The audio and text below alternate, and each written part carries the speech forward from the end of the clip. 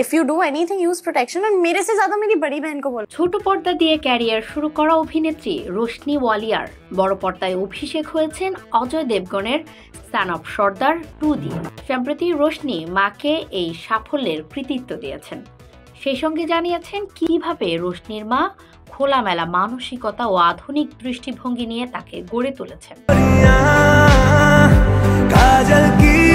সম্প্রতি এক সাক্ষাৎকারে 23 বছর বয়সী রোশনি জানান তার মা তাকে প্রোটেকশন ব্যবহার করতে বলেন। রোশনি বলেন, আমার মা সব সময় বলে যদি কিছু করো তাহলে অবশ্যই প্রোটেকশন ইউজ করো। আগে আমার বোনকে বলতো, এখন আমাকে বলেন। My mom has always told us to use protection. If you do anything, use protection. और मेरे से ज्यादा मेरी बड़ी बहन को बोलो। এমনকি রোশনির মা নাকি তাকে পার্টি ও মদ খাওয়ার পরামর্শ দেন। রোশনির এমন মন্তব্য আলোচনার জন্ম দিয়েছে। Yeah. Don't lose yourself. Don't be in your room all the time. Go out, party, enjoy, have fun. आज drink करके नहीं आए? आज तुम लोग सोबर आए हो? জীবনে মায়ের প্রভাব নিয়ে বলতে গিয়ে রোশনি জানান তার জীবনের যত সাফল্য তার পেছনে মায়ের অবদান সবচেয়ে বেশি।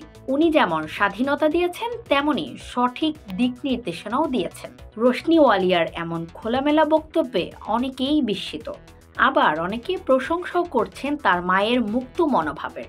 অনেকের মতে রোশনির মায়ের দৃষ্টিভঙ্গি ভাবিয়ে তুলেছে এখনকার সময়ের অভিভাবকত্ব নিয়েও।